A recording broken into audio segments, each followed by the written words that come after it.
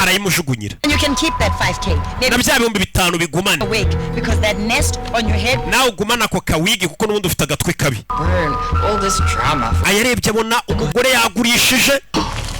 Uretse yagurisha kandi ninjye wamamaje yagurishije kandi bagomba kugabana inyungu. Aramukurikira. Umva yakisha imodoka yanga kwaka. Seriously have to. Man, wagurishije 30 by'amarandi. I want my 15 byanjye tugabane. Don't make me do something all crazy. Nutume nkora ikintu uri bwicuse. Urama yanjye wagurishije kandi ninjye wa postinze. Ndashaka yanjye. That's a slay queen your shot. Nakubita imodoka yanjye.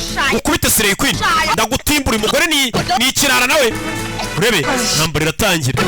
Urebe mafaranga urayamafata gasakoshi karimo amafaranga. Ndakurira isakoshi. Rwanira amafaranga. Aramuniga barayarwanira.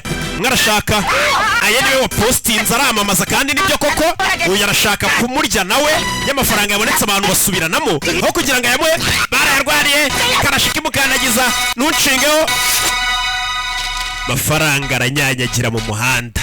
Nago Slay Queen nk'iyi wayirya amafaranga yayo ku kanya inyuma yabo hari waje icyuma.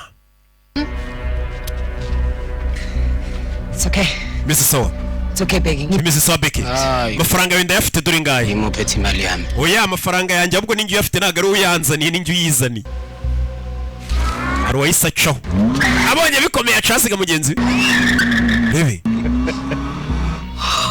Yaje kuyabara. Mutubabarire sire. Save me. Yesu ntabara. Yesu ntabara nzahitanyizwa. Ceceka wakiguryo. Stop when I'm safe. Tarekira gusenga ari uko mbona ndi safe. We. Be with 30K lawyer. Ibyo ni 30. Tati mali yako just give me the rest. Fata yawe nkurimo unsubiza yanjye. Oya. Yabona yiki fence. Cyo nagari byo kura yawe unsubiza asaguka.